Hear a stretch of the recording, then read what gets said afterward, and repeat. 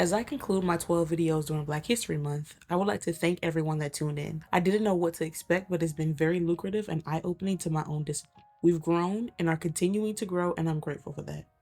I want to end this month by taking a look into our community. I think this definitely has to have at least a part two because there are so many things that we have to sit and unpack together. I want to focus this particular video on some things that negatively affect the Black community that we need to address. I want to do it in a way where we go down the line so that we can see the cause and effect. Leadership or lack thereof. Most people know that our communities once were thriving with leaders, both men and women, who made sure we had what was needed and were inspiring enough to make sure we stuck together and that we protected each other. A lot of these leaders were either killed or jailed. Then drugs were dumped into our thriving neighborhoods, and that took away the next generation of leaders. And without someone to take on the mantle, so to speak, to teach the younger generations, we were left with a lot of the communities like the ones we have today. Also, if you see all of the leaders get killed or jailed, it isn't the best motivation to want to be one.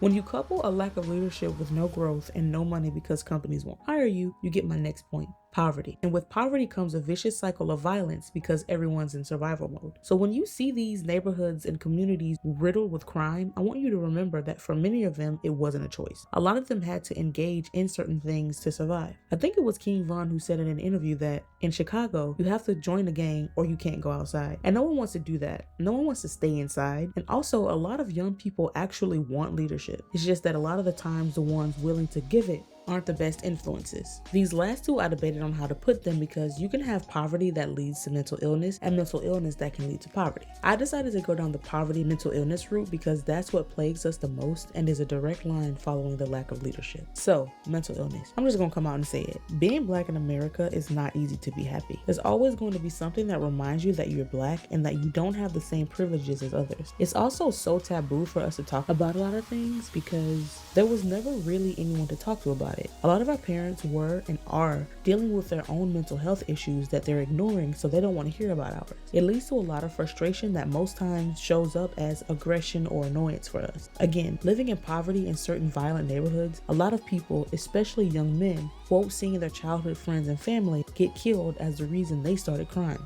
There was no grief counselor or therapist there. As a Black person, you're just expected to take things and go on about your life as if nothing happened. But we're human, so it's gonna affect us and weigh us down eventually, and that weight is gonna spill out in other ways, i.e. aggression or annoyance or frustration. Anger. I'm not even going to get into racism because we all know that. I think it's going to take a while to undo all of the damage and things working against us. It's going to take acknowledgement, leadership, and working together. As long as we have some people willing to help, it's going to be okay. I personally am open to figuring out ways to help and collaborating. Please like, comment, subscribe, and turn on post notifications.